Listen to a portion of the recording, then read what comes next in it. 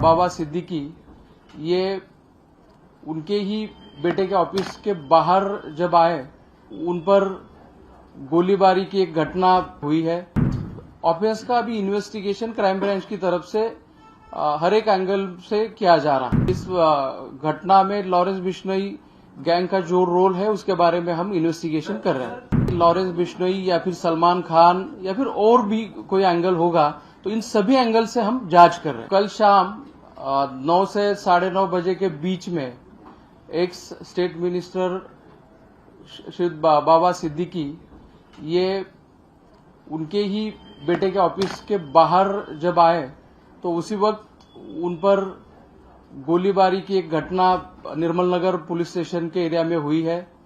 इस घटना के बारे में निर्मल नगर पुलिस स्टेशन में ऑफेंस दर्ज किया गया है और तुरंत ही इसका इन्वेस्टिगेशन क्राइम ब्रांच को सौंपा गया है।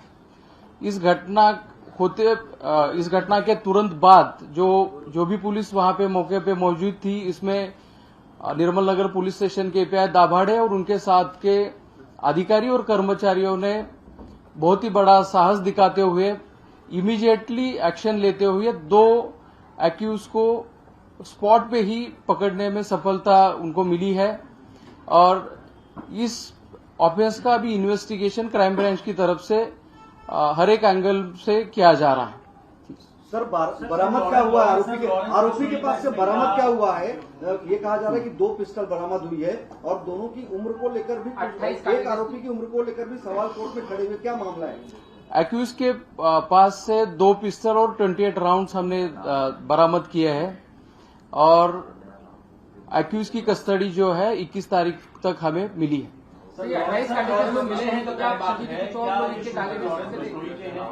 ये अभी तक की जांच में ऐसा कुछ बोला है?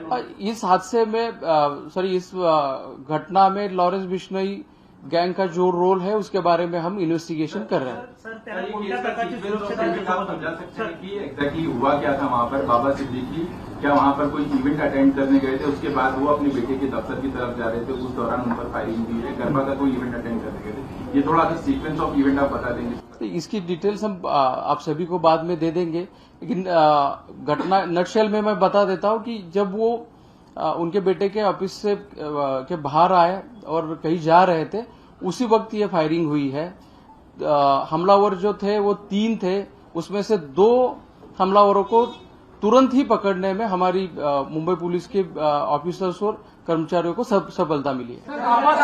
बाबा सिद्दीकी को सिक्योरिटी थी? बाबा सिद्दीकी को सिक्योरिटी थी सर क्या? यस, उनको सिक्योरिटी थी, नॉन कैटेगराइज सिक्योरिटी थी उनको।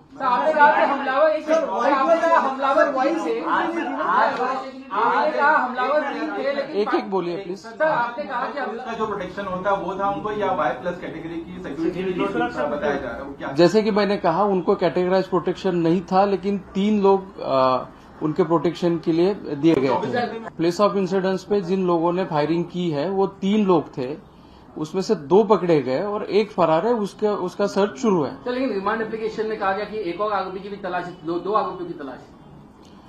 अब रिमांड एप्लीकेशन में क्या चीजें बोली गई है ये यहाँ पे मैं डिटेल में नहीं बोल सकता, वो इन्वेस्टिगेशन का पार्ट है, लेकिन एक एक्यूज घटनास्थल से निकल चुका है। टीमें बनाई गई है, कितनी टीमें बनाई गई है मुंबई क्राइम ब्रांच के द्वारा?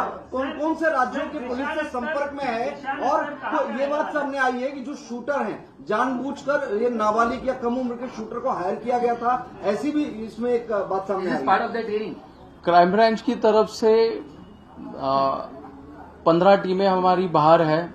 हर एक एंगल से हम इस ऑफेंस का इन्वेस्टिगेशन कर रहे हैं।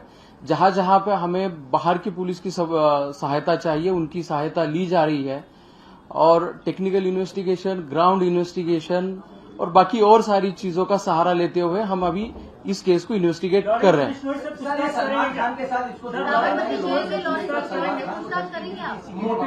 जैसे कि आप अभी बोल रहे हैं कि लॉरेंस बिश्नोई या फिर सलमान खान या फिर और भी कोई एंगल होगा, तो इन सभी एंगल से हम जांच कर रहे हैं। जो पोस्ट अभी सर्कुलेट हो रहा है, वायरल हो रहा है, उसके ऑथेंटिसिटी के बारे में हम इन्वेस्टिगेट कर रहे हैं। सर, बाबा सिद्दीकी को कोई थ्रेट था पहले? जो आरोपी है जिसने पोस्ट लिखा है, क्या इसको फरवरी में भी आप लोगों ने अरेस्ट किया, फरवरी में अरेस्ट हुआ था ये अवैध हथियारों के मामले में क्राइम ब्रांच। इसके बारे में मुझे थोड़ी जानकारी लेनी पड़ेगी, ये अरेस्ट हुआ था कि नहीं, तो मेरे पास जानकारी नहीं है इसके बारे में। शुरुआती पूछताछ जब आपने इतने घंटे की दोनों आरोपियों से, इन्होंने कुछ मोटिव, इनको किसने हायर किया, कुछ तो बताया होगा। जैसे कि मैंने बोला, अभी बहुत ही इनिशियल स्टेज पे जांच है, जैसे जैसे तथ्य सामने आएंगे हम आपको बताते रहेंगे। सर 2-3 एंगल सामने आ रहे हैं। पहला लॉरेंस बिश्नोई, दूसरा SRA प्रोजेक्ट को लेकर कोई इश्यूज थे, और तीसरा कुछ बिजनेस लाइबिलिटी।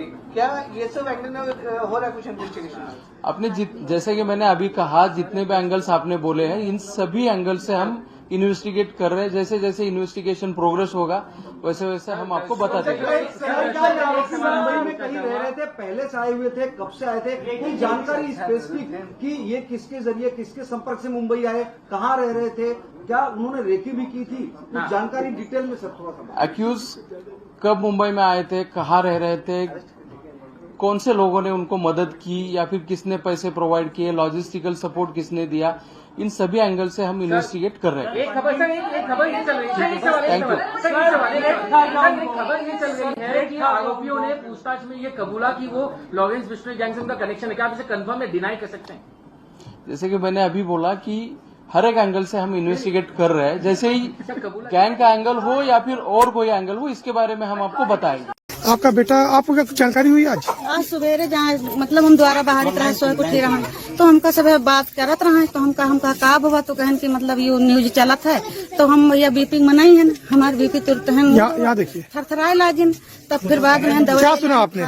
क्या सुना? कहन की मतलब हुआ फंस गए हैं, तो हमका काहे में फंस गए, कहीं बम्बई में, तो हमका पूनम रहा, बम्बई में कैसे पहुंच गए? बेटा आपका कब गया था? होली के 8 दिन बाद गए हैं भैया। क्या नाम है सर? शिवा। बड़ा बेटा आपका? बड़ा बेटा। तो मुंबई में क्या करता था?